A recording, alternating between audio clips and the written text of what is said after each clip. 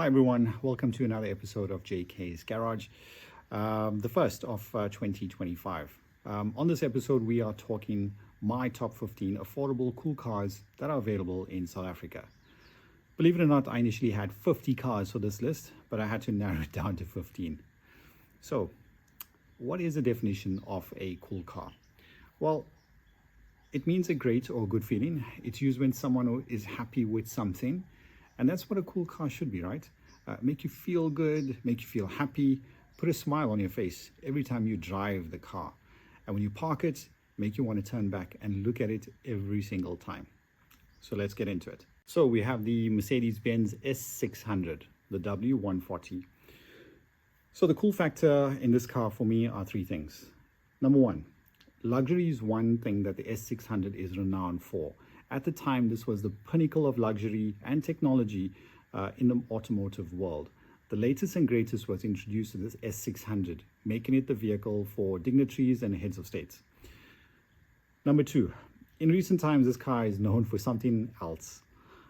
See, as most people know, the S600 came with a V12 that produced enough power to whisk off VIPs and quite enough to have a decent conversation of around your next global acquisition.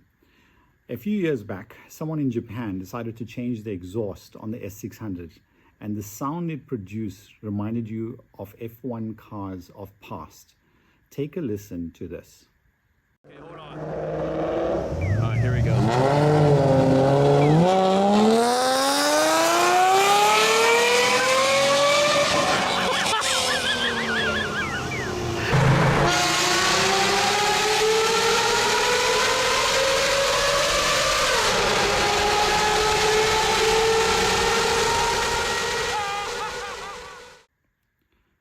Number three, the M120 engine is the same used in the Pagani Zonda C12.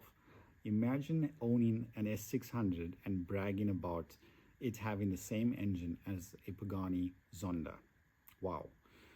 For these three reasons, I would definitely buy an S600. The M120 engine is a 6-liter V12 making 300 kilowatts and 580 Newton meters of torque. 0 to 100 was done in 6.6 seconds. Expect to pay between 60 and 100,000 Rand for this. So next on the list, we have the Toyota Corolla RXI. The RXI was an improvement to the previous RSI. The RXI had standard features such as leather interior, airbags, electric windows, and of course a 6th gear, which the RSI didn't have. Power was in the form of a 20-valve 4AGE engine that increased from 115 kilowatts in the RSI to 121 kilowatts in the RXI and made a healthy 157 Newton meters of torque. Like the Honda Civic, VTEC, the RXI also had a high-revving engine with a red line of 8,100 RPM. An affordable compact family sedan with a decent handling and screaming engine made school runs a blast for the driver and big smile on the kids for being dropped off. 0 to 100 was done in 8.5 seconds. Expect to pay around 160 and believe it or not 390k. Yes, you heard right. I just saw one for 390,000 for an RXI. So the Honda Civic VTEC Coupe. The Honda Civic EK4 introduced South Africans to Honda's VTEC variable valve timing system. Honda SA's flagship Civic featured a 1.6 double overhead cam. It was the B16A6 engine, capable of revving up to nearly 8,500 RPM. That is a lot. Delivering an impressive 118 kilowatts and 160 Newton meters of torque. The B16A engine earned a reputation of being exceptionally reliable, with many hailing it as the most durable performance engines ever produced. The slick 5-speed manual and independent suspension all-round made this a lively car to drive, especially when that VTEC kicked in between 5.5 and 8,400 RPM. Expect to pay between 90 and 120k for this car. 0 to 100 was done in 7.7 seconds. So next on the list, we have the Volvo 850R. Now, the Volvo is a renowned car for safety and not really performance, which makes it a cool reason that it's on this list. What Volvo did was, you can imagine when this was released to the public, the 2.3 liter 5-cylinder engine made 184 kilowatts and 350 Newton meters of torque driving the front wheels. So a sleeper pretty much. A 5-speed manual ensured that you hit 0 to 100 in 6.7 seconds. Not bad at all for a sedan. Expect to pay around between 200 and 250k for this car. So next on the list, we have the BMW E31 850i. Now, my first memory of this car was when I was playing cricket. Someone pulled up with this, and for the majority of the game, I just couldn't help but stare in awe of this car. Looks were absolutely stunning. This car sported a silky smooth 5-liter V12 with a 6-speed manual. This rear-wheel drive BMW was superb. At the time, this was a pricey car competing with the likes of 911s at the time.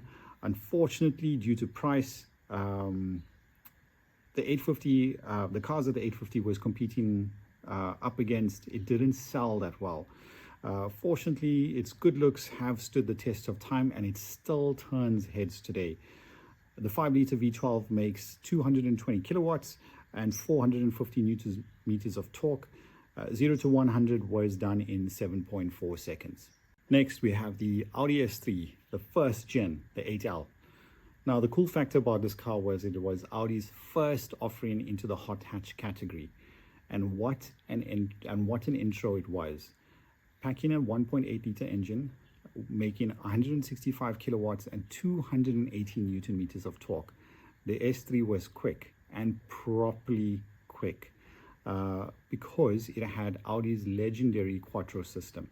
The Quattro really helped out novice drivers and gave confidence at high speeds. Doing the same high speeds in a front wheel drive or rear wheel drive competitor at the time, you probably would have cucked yourself. 0 to 100 was done in 6.6 seconds. Expect to pay anything between 80 and 110,000. Cut. BMW E70 X5 4.8 IS. In my opinion, the X5 was the first true SUV. That 4.8 liter V8 made a healthy 265 kilowatts and 500 Newton meters of torque. The burble of that V8 just cruising made people's head turn. Factor in comfortable, spacious interior, and you have a good alternative family car. Do the school run with the kids hanging on for dear life, and on the weekends, the wife and dogs doing the same while getting to your destination. 0 to 100 was done in 6.5 seconds.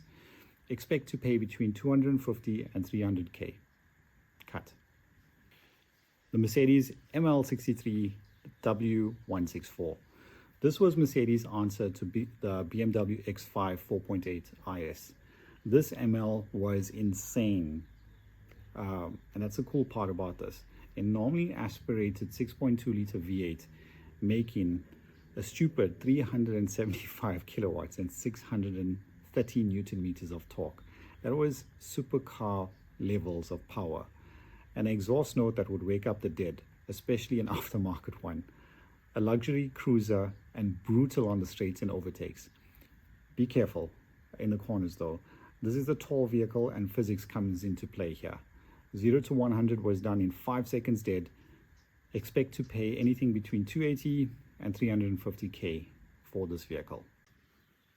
Mercedes-Benz SLK 55 AMG, specifically the R171. This was an enjoyable and easy to drive car. It looks like a shrunken McLaren SLR, to be honest. This though was a naturally aspirated 5.5 liter V8 that makes 265 kilowatts and 510 Newton meters of torque. A great sounding engine, surprisingly good performance, as previous SLKs were not known for this. Also practical car in terms of space considering the size. The bonus of this car is a folding hard top, perfect for the summer's days in South Africa.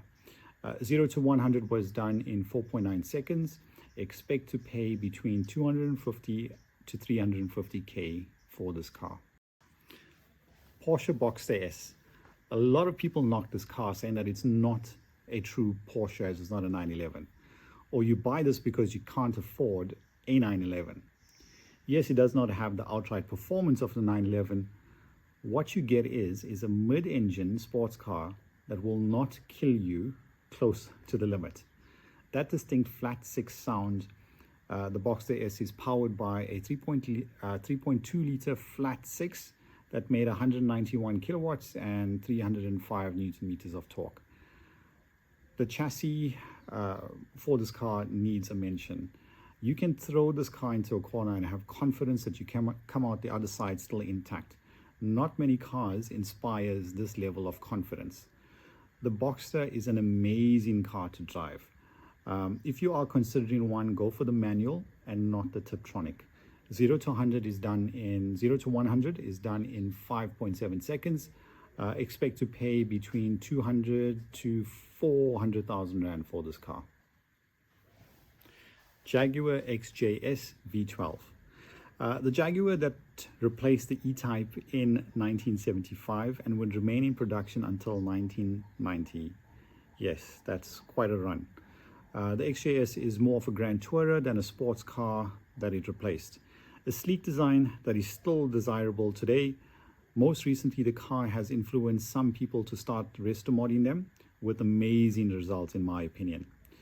The Jaguar XJS was powered by a 5.3 liter V12, making 217 kilowatts and 431 newton meters of torque. That's pretty healthy. 0 to 100 was done in 7 seconds. Prices range from as little, I say as little, as 70,000 up to 130,000 rand. Subaru 2.5 WRX STI, the bug eye. At the time, the WRX would humble any supercar, making it a hero car for just about everyone, including Gran Turismo players like myself. What made it so good was the all-wheel drive system. The STI has a driver control center differential. Yes, long words. In automatic mode, the car, well, obviously automatically adjusts the front and rear torque split.